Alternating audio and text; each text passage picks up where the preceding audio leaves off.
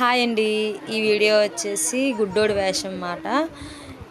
ఈ గెటప్స్ వేసిన ఇద్దరు మగవాళ్ళు ఉన్నారు కదండి, వాళ్ళకేమో కళ్ళు కనిపించకపోయినా ఈ మంద 5 పిల్లలు కనిపించారమ్మా అనేసి మాతో ఫన్నీగా మాట్లాడుతూ మమ్మల్ని అందరినీ నవ్విస్తూ వాళ్ళతో కూడా ఈ ఆడవాళ్ళు కూడా కెచ్చేలిగా సరదాగా ఉండి తోసేయడం అది ఇది చేయడం చేసి మేమందరం చాలా చాలా సరదా చూసామండి.